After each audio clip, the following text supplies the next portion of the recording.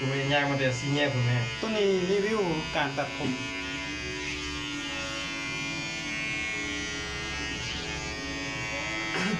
ได้มือจากคนอยู่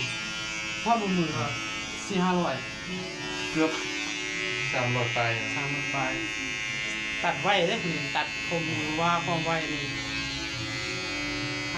500-600คนตัวมือเพราะว่าเราเปิดเอาเงินคนนะยังไม่มีครบเนี่ยเมื่อไหร่อยากฟังเพลงนี้มีโทรศัพท์มาฟังเลยตู้ครบแม็กมีแอร์มีเย็นทุกคนได้ไปเพื่ออยากมาตัดผมมาตัดน้ำเล่าเนอะพูนี่ตัดผมงามไว้เช็คเงียบอะไรไหม30 นาทีจะได้5 หัวดูเช็คเงียบอะไรไหมเมื่อไหร่ทุกคนนั่งทานยังเป็นเศร้าพี่น้องไปเศร้า30 คนเดี๋ยววันนี้อยู่ในเศร้า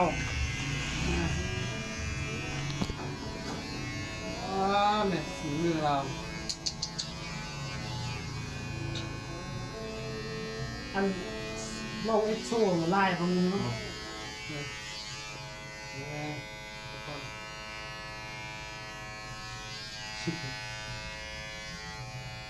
มื่อนี่จีตั้งเป้าว่าเขาได้ก็เดือน500 คนวะได้ก็เดือน430 300ก่อนนะ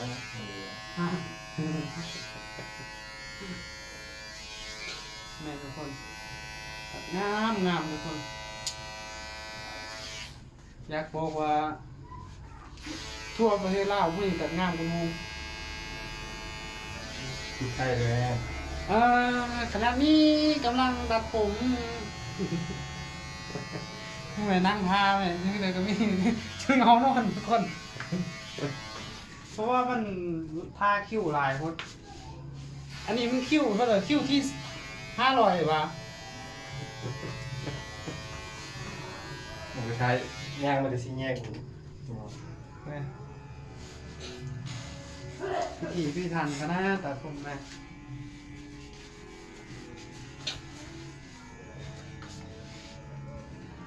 อันตัดเราผมเราโปรทิมเนี่ยเราเอาไปขายโต